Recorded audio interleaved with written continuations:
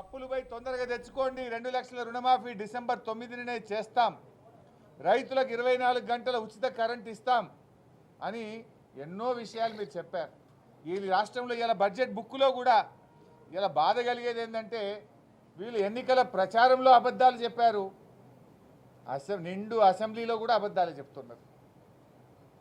ప్రజా పాలన విషయంలో అబద్ధం, 24 గంటల కరెంట్ ఇస్తున్నారనడం అబద్ధం. రాష్ట్రంలో ఎక్కడైనా రైతులకు 24 గంటల కరెంట్ వస్తుందా? I'm challenging this government. ఏ సబ్స్టేషన్కి పోదామో చెప్పండి, లాగ్ బుక్కులు చూద్దాం. మంత్రి గారు వస్తారా, ఉప ముఖ్యమంత్రి గారు వస్తారా, ముఖ్యమంత్రి గారు వస్తారా, రండి. ఎక్కడ కూడా 14-15 గంటలకు మించి కరెంటు రావడం లేదు. కానీ బడ్జెట్ ప్రసంగంలో మేము 24 గంటల కరెంట్ ఇస్తున్నామని చెప్పి చాలా గొప్పగా చెప్పుకునేటువంటి ఒక అబద్ధాన్ని చాలా గొప్పగా చెప్పే ప్రయత్నం చేశారు. అయినా కరెంటు విషయంలో ఇవాళ భట్టి గారి ప్రసంగంలో ఒక మిలీనియం జోక్ వచ్చింది.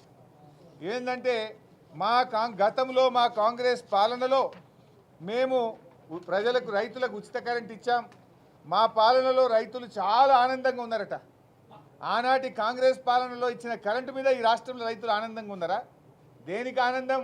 దొంగరాత్రి కరెంట్ ఇస్తే ఆనందమా? దొంగరాత్రి కరెంటు పెట్టబోతే మీ పాలనలో పాములు గుట్టి, తేళ్లు కొట్టి, కరెంటు షాకులు కొట్టి రైతులు చనిపోతే దాంట్లో ఆనందం పొందారా? ఆ రోజు అర్ధరాత్రి పూట కరెంటు పెట్టబోయి ఎన్కౌంటర్ల పాలైనందుకు ఆనందం పొందారా? ఆనాటి మీ పాలనలో ఉచిత కరెంట్ అంటే ఉత్త కరెంటు, ఆనాటి కాంగ్రెస్ పాలనలో ఆనాటి ఉచిత కరెంటులో కాలిపోయే మోటార్లు, పేలిపోయే ట్రాన్స్ఫార్మర్లు. ఏ రైతును అడిగినా చెప్తారు. కానీ బడ్జెట్ ప్రసంగంలో నాటి మా కాంగ్రెస్ పాలనలో ఉచిత కరెంటు వల్ల రైతులు ఆనందంగా ఉన్నారనేటువంటి దూరమైనటువంటి విషయాన్ని ఇవాళ భట్టి విక్రమార్క గారు చెప్పారు. అంటే మొత్తంగా ఈరోజు చూస్తే రైతుల విషయంలో కేసీఆర్ గారు చాలా కష్టపడి చెరువులు బాగా చేసి, ప్రాజెక్టులు కట్టి, ఉచిత కరెంట్ ఇచ్చి, రైతు బంధు ఇచ్చి, రైతు బీమా ఇచ్చి, మంచి సకాలంలో ఎరువులు ఇచ్చి, విత్తనాలు ఇచ్చి, పండిన పంట గింజ లేకుండా కొని రైతును రాజు చేసింది కేసీఆర్ అయితే రైతును మోసం చేసింది ఈ కాంగ్రెస్ పార్టీ. సో రైతులకు వీళ్ళు ఇచ్చిన హామీల ప్రకారంగా చూస్తే 82,000 కోట్లు కావాలి, కానీ బడ్జెట్లో ఉన్నది 16,000 కోట్లు మాత్రమే. అంటే రైతులకు దగా చేసిండ్రు, మోసం చేసిండ్రు. మరి అదేవిధంగా ఈ బడ్జెట్లో ముఖ్యంగా వీళ్ళు ఎన్నికల్లో ఏమని ప్రచారం చేశారు? మొదటి శాసనసభలోనే 6 గ్యారంటీల అమలు పైన మేము చట్టం చేస్తాము అని చెప్పారు. ఏది చట్టం మరి? ఎందుకు చేయట్లేదు? మొదటి సభ అయిపోయి రెండో సభ వచ్చే 6 గ్యారంటీల మీద మీ చట్టం ఏమైంది అని అంటా ఉన్నా. మీరు శ్వేతపత్రాలతో కాలం గడపడం, గత ప్రభుత్వం మీద బురద జల్లే ప్రయత్నం చేయడం, విచారణల పేరు మీద కాలం వెలిబుచ్చడం తప్ప మీరు ఇచ్చిన మాట నిలబెట్టుకోవడం మీకు రావడం లేదు. ఆ రోజు మీరు ఊర్లలో పోయి ప్రజలకు మీరు నోటరీలు ఇచ్చినారు, బాండ్ పేపర్లు పంచినారు, మమ్మల్ని నమ్మండి అని బాండ్ పేపర్లు పంచారు. 2 లక్షల రుణమాఫీ డిసెంబర్ 9వ తారీఖే చేస్తామన్నారు. 15,000 రైతు బంధు అన్నారు, బోనస్ అన్నారు, 24 గంటల కరెంట్ అని ప్రజల్ని నమ్మించడానికి బాండ్ పేపర్లు పంచిన కాంగ్రెస్ పార్టీ ఇవాళ బడ్జెట్లో తేలిపోయింది. రైతులకు దగా చేసిండ్రు, ప్రజల్ని మోసం చేసిండ్రు. అసలు బడ్జెట్ ప్రసంగంలో ఎక్కడన్నా 100 రోజుల ప్రస్తావన ఉందండి? ఆల్రెడీ 60 రోజులు దాటిపోయింది, మిగిలింది 37 రోజులు. మరి ఎక్కడన్నా బడ్జెట్లో గౌరవ ఆర్థిక మంత్రి గారు చెప్పిన ప్రసంగంలో 100 రోజుల్లో మేము ఇచ్చిన హామీలు అమలు చేస్తామనే ప్రస్తావన ఎక్కడన్నా ఉన్నదా? అంటే దాన్ని బట్టి ఇప్పుడే కాంగ్రెస్ పార్టీ చేతులు ఎత్తేసింది. 100 రోజుల్లో మేము చెయ్యలేము అని చెప్పకనే బడ్జెట్ ప్రసంగం ద్వారా ఇలా రాష్ట్ర ప్రజలకు చెప్పింది కాంగ్రెస్ పార్టీ. నిజంగా మీరు 100 రోజుల్లో చేసేది ఉంటే చెప్పాలి కదా.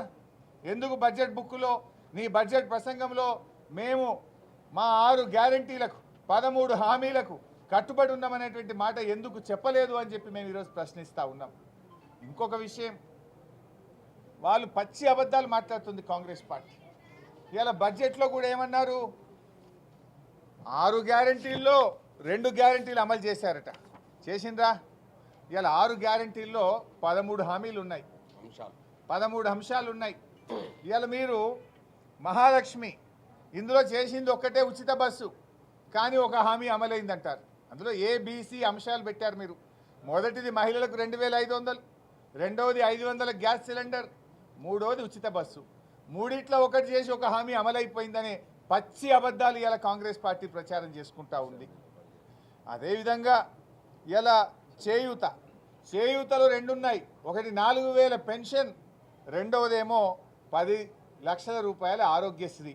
ఇది ఇంతకు ముందే అమల్లో ఉంది, అలా కొత్తగా చేసేది ఏం లేదు. అదేదో మేము చేస్తున్నామని చెప్పి నమ్మించే ప్రయత్నం.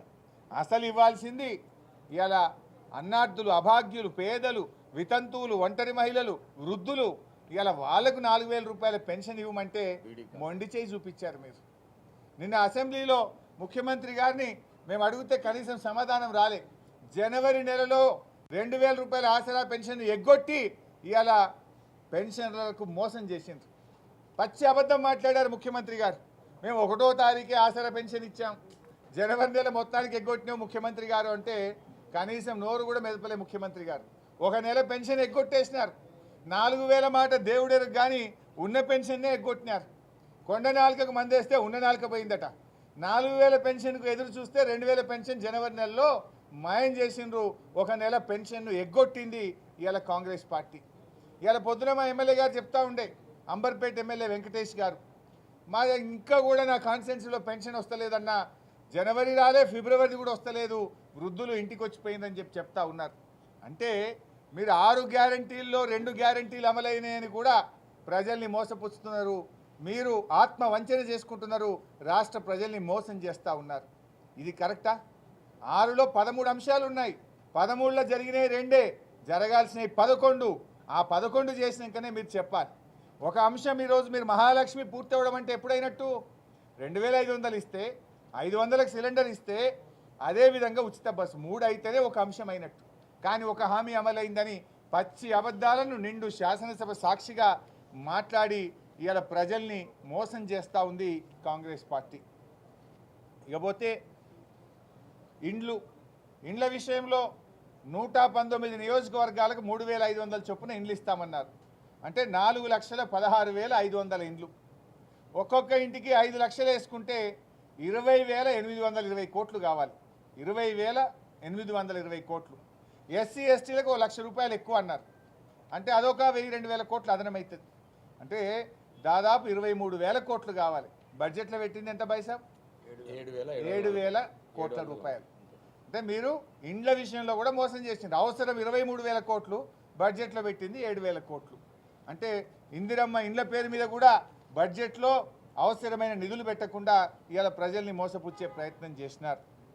నిరుద్యోగ భృతి, కనీసం ఎక్కడన్నా నిరుద్యోగ భృతి గురించి ప్రస్తావన ఉందండి? ఎన్నికల్లో మాత్రం ప్రియాంక గాంధీ గారు ప్రజలకు మాట ఇచ్చారు, రాహుల్ గాంధీ గారు మాట ఇచ్చారు, యువజన డిక్లరేషన్లో చాలా గొప్పగా చెప్పారు. స్వయంగా రేవంత్ రెడ్డి గారు నిరుద్యోగ యువతకు 4,000 భృతి ఇస్తామన్నారు.